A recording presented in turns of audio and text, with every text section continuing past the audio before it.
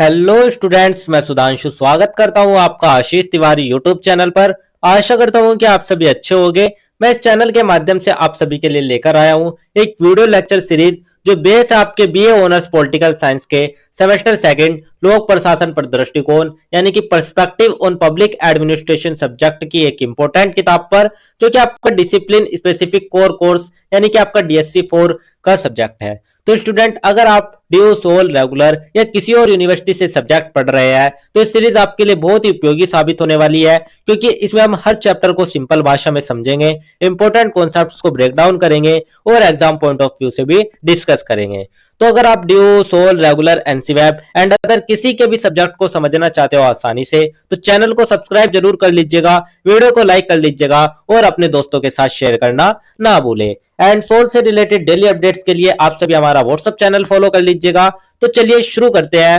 मैं आपका स्वागत करता हूं बीए ऑनर्स पॉलिटिकल साइंस के सेकंड सेमेस्टर की perspective on public administration subject की यूनिट नंबर सेकंड के चैप्टर नंबर 3 के इस वीडियो लेक्चर में। इससे पहले की वीडियो में हमने यूनिट नंबर सेकंड का चैप्टर नंबर 2 के इंपॉर्टेंट टॉपिक डिस्कस किए थे, और आज की वीडियो में हम हमारा चैप्टर नंबर 3 मानव संबंधी सिद्धांत, जो कि हमारे एल्टन मायो जी ने दिया है, उसके बारे में डिस्कस करेंगे। तो चलिए स्टूडेंट, इस चैप्टर की शुरुआत हम सबसे पहले एक छोटे से इंट्रोडक्शन यानी कि एक छोटे से परिचय से कर लेते हैं। तो परिचय में हम देखते हैं शास्त्रीय प्रशासनिक सिद्धांत में संगठन को मशीन की तरह देखा जाता था और श्रमिक को केवल उत्पादन का साधन माना जाता था। तो स्टूडेंट, पहले के समय में जो मैनेजर्स थे वे सोचते थे कि जो कंपनी है वो एक मशीन है और जो वर्कर्स है वो मशीन के पार्ट्स। मतलब कि बॉस का एटीट्यूड ऐसा होता था, बॉस कहता था कि तुम इंसान नहीं प्रोडक्शन मशीन हो। तो अगर वर्कर बोलता था कि सर मुझे थकान हो रही है, तो जो बॉस है वो जवाब देता था थकान नहीं प्रोडक्शन बढ़ाओ। तो बाद में विद्वानों ने महसूस किया कि किसी भी संगठन की सफलता केवल नियमों और संरचना पर नहीं बल्कि मानवीय संबंधों पर भी निर्भर करती है। तो स्टूडेंट, बाद में जो रिसर्च हुई उनसे हमें समझ आया कि जो वर्कर्स है वे रोबोट नहीं, उनके इमोशंस और फीलिंग भी होते हैं। तो इसी से शुरू होता है हमारा मानव संबंधी सिद्धांत यानी कि ह्यूमन रिलेशंस थ्योरी। तो स्टूडेंट, इस सिद्धांत के विकास में जो हमारे एल्टन मायो जी है और उनके जो सहयोगी थे उनका बहुत ही ज्यादा महत्वपूर्ण योगदान रहता है। तो इस सिद्धांत का मुख्य उद्देश्य यह समझना था कि कार्यस्थल पर मानवीय व्यवहार, भावनाएं और सामाजिक संबंध उत्पादन को कैसे प्रभावित करते हैं। तो स्टूडेंट, इस सिद्धांत का हमारा मेन आइडिया है वर्कर्स के इमोशंस, सोशल रिलेशंस और बिहेवियर। तो ये जो हमारे 3 पॉइंट है ये सब प्रोडक्टिविटी को कैसे इफेक्ट करते हैं उसके बारे में हमारा मानव संबंधी सिद्धांत बताता है। तो यही था हमारा एक छोटा सा परिचय, एक छोटा सा इंट्रोडक्शन। इसके बाद जो हमारा नेक्स्ट टॉपिक आता है वो हमारा आता है प्रोफेसर जॉर्ज एल्टन मायो अनुसंधान। यानी कि स्टूडेंट, जो हमारे एल्टन मायो का रिसर्च है सबसे पहले हम उसके बारे में बात करते हैं। तो एल्टन मायो ऑस्ट्रेलिया मूल के समाजशास्त्री और मनोवैज्ञानिक थे। जैसे कि आप सभी देख सकते हैं ये हमारे एल्टन मायो जी है। तो एल्टन मायो एक साइंटिस्ट थे जिन्होंने क्यूरियोसिटी की थी। तो उन्होंने सोचा कि वर्कर्स काम ज्यादा क्यों करते हैं और कभी कम क्यों। तो उन्होंने एक बड़ा एक्सपेरिमेंट किया जिसे कहा हार्देन एक्सपेरिमेंट। तो उन्होंने अमेरिका के हार्वर्ड यूनिवर्सिटी में अध्यापन किया। उन्होंने औद्योगिक संगठनों में श्रमिकों के व्यवहार का अध्ययन किया, जिसे हम हार्देन एक्सपेरिमेंट के माध्यम से भी जानते हैं, जिसका उद्देश्य यही था स्टूडेंट कि काम करने की जो परिस्थितियां है और जो सामाजिक वातावरण है वे श्रमिकों की उत्पादकता को किस प्रकार से प्रभावित कर रही है। तो इसी के लिए उन्होंने कई प्रकार के प्रयोग किए जिसे हम हार्थोन प्रयोग भी कहते हैं। तो चलिए स्टूडेंट, ये तो हमारा हो गया प्रोफेसर जॉर्ज एल्टन मायो अनुसंधान। इसके बाद जो हमारा नेक्स्ट टॉपिक आता है वो हमारा आता है प्रारंभिक प्रयोग। तो हार्थोन प्रयोग को पढ़ने से पहले हम हमारे उनके कुछ प्रारंभिक प्रयोग देख लेते हैं। तो प्रारंभिक प्रयोग में हम सबसे पहले देखेंगे प्रारंभिक प्रयोगों का उद्देश्य यह जानना था कि काम की भौतिक परिस्थितियां जैसे प्रकाश, तापमान और विश्राम समय उत्पादन को कैसे प्रभावित करते हैं। तो रिसर्चर्स ने सोचा कि प्रोडक्टिविटी है उसको बढ़ाने का फॉर्मूला सिंपल है। उन्होंने कहा कि लाइट बढ़ाओ, टेम्परेचर ठीक करो, ब्रेक दो। तो स्टूडेंट, आप एक एग्जांपल के माध्यम से समझिएगा। वो सोचता था कि लाइट ब्राइट तो वर्कर फास्ट होगा, लेकिन एक्सपेरिमेंट के बाद पता चला कि सिर्फ लाइट से प्रोडक्टिविटी नहीं बढ़ती, वर्कर्स की जो फीलिंग्स है वे भी इंपॉर्टेंट होती है। तो ये जो प्रयोग था स्टूडेंट, ये अमेरिका की एक कंपनी में किया गया था जिसे वेस्टर्न इलेक्ट्रिक कंपनी कहा जाता है। तो हमारा जो परिणाम था उससे यह पता चला कि जो केवल भौतिक परिस्थितियां यानी कि जो प्रकाश है, जो तापमान है केवल वही नहीं, जो उनकी जो सामाजिक और मनोवैज्ञानिक कारक यानी कि जो उनके फीलिंग और जो उनके इमोशंस है वे भी बहुत ज्यादा महत्वपूर्ण हो जाते हैं प्रोडक्टिविटी बढ़ाने के लिए। तो यही तो उनके प्रारंभिक प्रयोग। इसके बाद उनका आता है हार्थोन प्रयोग। तो अब हम बात कर लेते हैं हार्थोन प्रयोग के बारे में। तो हार्थोन इफेक्ट की अगर हम बात करें तो हार्थोन प्रयोग 1924 से 1932 के बीच किए गए। इनका उद्देश्य यह समझना था कि कार्यस्थल की परिस्थितियां और मानवीय संबंध श्रमिकों के व्यवहार और उत्पादन को कैसे प्रभावित करते हैं। तो स्टूडेंट, जो हमारा हार्थन प्रयोग था उसमें यही समझा गया कि जो कार्यस्थल की परिस्थितियां और जो मानव के इमोशंस यानी कि जो फीलिंग होते हैं उनसे हम उत्पादन को किस प्रकार से प्रभावित कर सकते हैं। तो ये हमारा हार्थन प्रयोग था जो कि हमारा अलग अलग चरणों में शुरू हुआ। तो सबसे पहले जो हमारा आता है वो हमारा आता है महान प्रकाश व्यवस्था प्रयोग 1924 से 1927। तो सबसे पहले हम लाइट एक्सपेरिमेंट यानी कि महान प्रकाश व्यवस्था प्रयोग के बारे में बात कर लेते हैं। तो इस प्रयोग में यह देखा गया कि प्रकाश की मात्रा बढ़ाने या घटाने से उत्पादन पर क्या प्रभाव पड़ता है। तो सबसे पहले रिसर्चर्स ने फैक्ट्री में लाइट बढ़ाई, रिजल्ट क्या हुआ, प्रोडक्शन बढ़ गया। फिर उन्होंने लाइट कम कर दी तो रिजल्ट क्या हुआ, प्रोडक्शन फिर भी बढ़ गया। तो प्रारंभ में प्रकाश बढ़ा गया तो उत्पादन बढ़ गया। आश्चर्य की बात यह थी कि जब प्रकाश को कम किया गया तब भी जो हमारा प्रोडक्शन था वो बढ़ने लगा। तो स्टूडेंट, अब रिसर्चर्स कंफ्यूज हो गए कि ये क्या जादू है। तो असल में वर्कर्स सोच रहे थे कि अरे साइंटिस्ट हमें ऑब्जर्व कर रहे हैं, अच्छा काम करो। तो इससे यह निष्कर्ष निकला कि जो उत्पादन है उसमें वृद्धि केवल प्रकाश के कारण ही नहीं बल्कि इस कारण भी हुई कि श्रमिकों को लगा कि उन पर विशेष ध्यान दिया जा रहा है। तो मतलब वर्कर्स मोटिवेट हो गए थे क्योंकि उन्हें लगा कि उन पर अटेंशन दिया जा रहा है। तो इसे ही कहते हैं हम हार्थन इफेक्ट यानी कि हमारा महान प्रकाश व्यवस्था प्रयोग। तो आप एक एग्जाम्पल के माध्यम से समझिएगा। टीचर्स क्लास में आकर बोले आज प्रिंसिपल सीसीटीवी से देख रहे हैं, तो जो पूरी क्लास होगी वो आज तो फुल पढ़ाई में लगी रहेगी क्योंकि उनको लगा रहेगा कि जो हमारे प्रिंसिपल है वे हमें देख रहे हैं, हमको पनिशमेंट मिल जाएगी अगर हम पढ़ाई नहीं करेंगे। तो यही था हमारा महान प्रकाश व्यवस्था प्रयोग। इसके बाद सेकंड हमारा आता है रिले असेंबली अध्ययन जो कि हमारा 1927 से 1932 तक चला। तो अब कुछ फीमेल वर्कर्स को अलग रूम में रख दिया गया।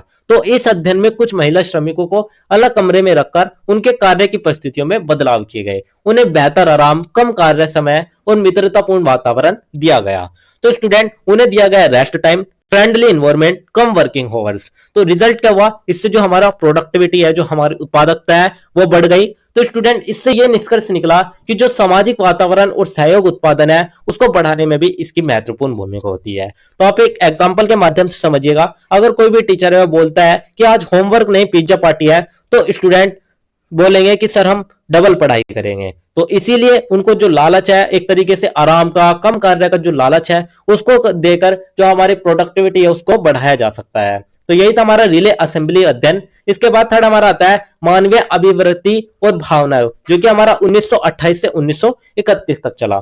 इसे हम इंटरव्यू प्रोग्राम भी कहते हैं। तो इस अध्ययन में श्रमिकों के विचार, भावनाओं और शिकायतों को समझने के लिए साक्षात्कार किए गए। तो रिसर्चर्स ने हजारों वर्कर्स का इंटरव्यू लिया। उन्होंने पूछा कि तुम काम क्यों करते हो, तो बहुत सोच रहे थे आंसर होगा मनी। लेकिन जो हमारे हजारों वर्कर्स थे वे बोलते थे कि रिस्पेक्ट चाहिए, गुड इन्वायरमेंट चाहिए और सिक्योरिटी चाहिए। तो हजारों कर्मचारियों की बातचीत कही। इससे पता चला कि जो श्रमिक है वे केवल वेतन ही नहीं बल्कि सम्मान, सुरक्षा और सामाजिक संबंध भी चाहते थे।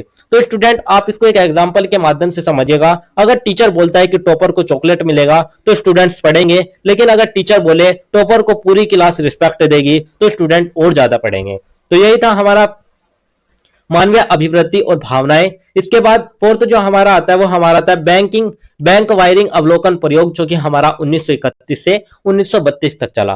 तो इसे हम बैंक वायरिंग ऑब्जर्वेशन भी कहते हैं। तो इस प्रयोग में पुरुष श्रमिकों के एक समूह को अध्ययन किया गया। देखा गया कि श्रमिक अपने समूह के नियमों के अनुसार काम करता है। तो इस एक्सपेरिमेंट में वर्कर्स का ग्रुप ऑब्जर्व किया गया और इससे हमें पता चला कि अगर कोई वर्कर बहुत ज्यादा प्रोडक्शन करता है तो जो बाकी वर्कर्स है वो उसे रोकते हैं।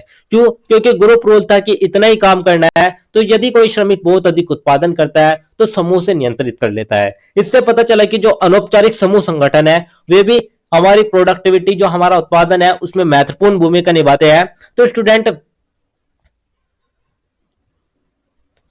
अगर क्लास में एक स्टूडेंट बहुत ज्यादा पढ़ाई करे तो बाकी दोस्त बोलते हैं कि भाई टॉपर मत बन, हमें भी पास होना है। यानी कि आपके स्कूल टाइम में ऐसा होता होगा, एक बंदा आपके स्कूल में ऐसा होता होगा जो बहुत ही ज्यादा पढ़ाई करता होगा, लेकिन अगर वो आपके क्लास टाइम में फ्री पीरियड में पढ़ाई कर रहा है तो उसके जो बाकी के फ्रेंड्स होते थे वे उसके पास जाकर कहते थे कि भाई बस कर, हमारे साथ बात कर, पढ़ाई मत कर, हमें भी पास होना है। तो इसी तरीके से जो बैंक वायरिंग अवलोकन प्रयोग है वो किया गया था। तो यही थे हमारे हार्देन प्रयोग के 4 चरण जो कि मैंने आपको बता दिए। इसके बाद जो हमारा नेक्स्ट टॉपिक आता है वो हमारा आता है हार्देन प्रयोग की प्रमुख खोजें। तो अब हम हार्देन प्रयोग की कुछ प्रमुख खोजें देख लेते हैं।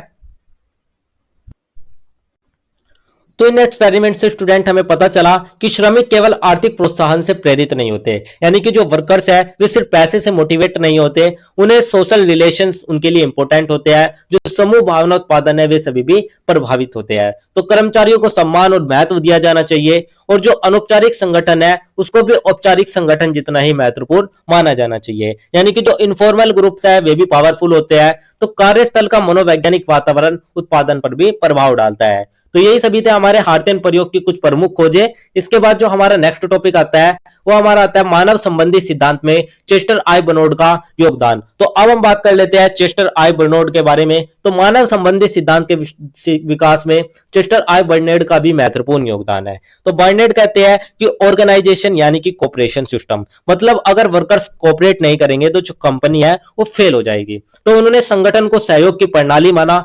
उनके अनुसार संगठन तभी सफल होता है जब लोग स्वेच्छा से सहयोग करते हैं। तो उन्होंने कहा कि बॉस का ऑर्डर तभी काम करेगा जब वर्कर उसे एक्सेप्ट करेंगे। तो उन्हें स्वीकृति सिद्धांत भी इसको कहा। तो जो उनका स्वीकृति सिद्धांत था वो यही था कि जो बॉस का ऑर्डर है वो तभी काम करेगा जब वर्कर उसे एक्सेप्ट करेंगे। तो उनके अनुसार आदेश तभी प्रभावी होता है जब कर्मचारी उसे स्वीकार करते हैं।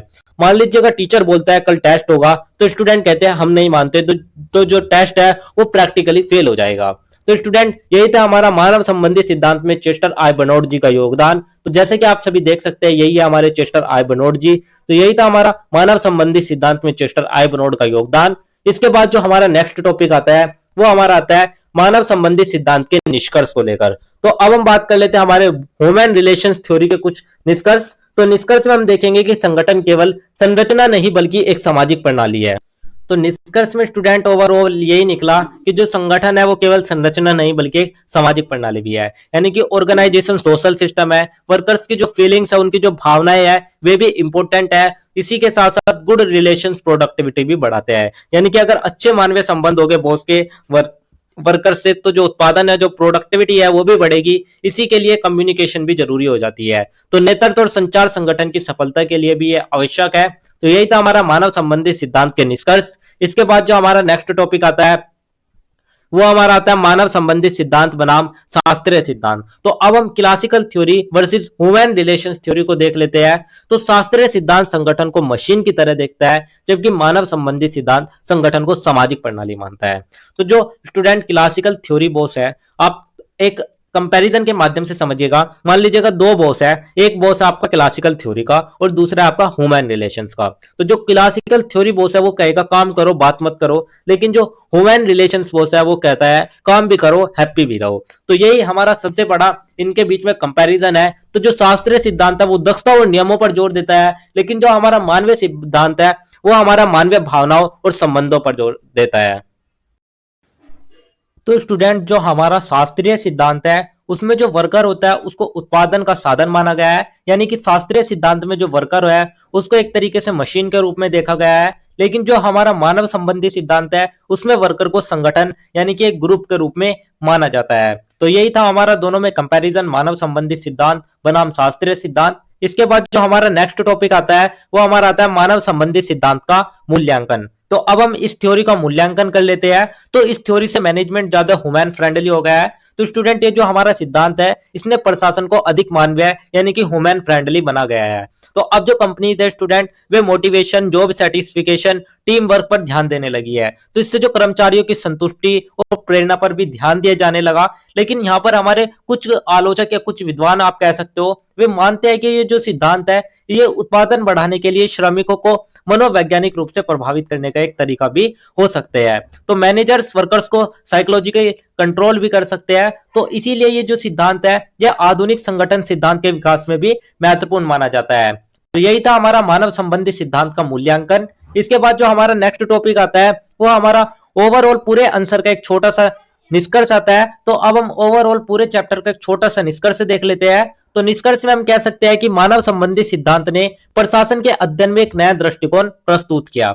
यानी कि जो ह्यूमन रिलेशंस थ्योरी है उसने मैनेजमेंट की सोच बदल दी। इसने ये बताया कि जो वर्कर है वे कोई मशीन नहीं बल्कि वे एक इंसान है। तो इसने यह सिद्ध किया कि संगठन में मानवीय संबंध और सामाजिक वातावरण अत्यंत महत्वपूर्ण है। तो स्टूडेंट अगर वर्कर खुश होगा तो जो प्रोडक्टिविटी है वो अपने आप बढ़ेगी। तो इस सिद्धांत ने आधुनिक प्रबंधन और प्रशासन को अधिक मानवीय और लोकतांत्रिक बनाने में भी योगदान दिया। तो यही था हमारा एक छोटा सा निष्कर्ष, जिसके साथ ही हमारा यूनिट नंबर 2 का चैप्टर नंबर 3 भी कंप्लीट होता है। तो स्टूडेंट ये थी हमारी यूनिट नंबर 2 का चैप्टर नंबर 3, जिसके इंपॉर्टेंट टॉपिक्स मैंने आपको शॉर्ट्स में एक्सप्लेन कर दिए हैं। अगर किसी स्टूडेंट को ये नोट्स चाहिए होंगे तो आप हमारे टेलीग्राम चैनल को ज्वाइन कर लीजिएगा, वहां पर आपको ये नोट्स मिल जाएंगे। एंड अगर किसी भी स्टूडेंट का कोई भी डाउट या कोई भी क्वेरी होती है तो आप हमारे कमेंट सेक्शन में या इंस्टा पेज को फॉलो करके भी पूछ सकते हैं। डेली अपडेट्स के लिए आप सभी हमारा व्हाट्सएप चैनल ज्वाइन कर लीजिएगा। अगर आपको लेक्चर उपयोगी लगा तो वीडियो को लाइक करें, चैनल को सब्सक्राइब करें और अगले अध्याय के लिए तैयार रहिएगा, जहां हम बात करेंगे हमारा यूनिट नंबर 2 का चैप्टर नंबर 4 तार्किक निर्णय निर्माण, जो कि हमारे हर्बर्ट साइमन जी ने दिया है। तो आप सभी का बहुत बहुत धन्यवाद। मिलते हैं नेक्स्ट वीडियो में।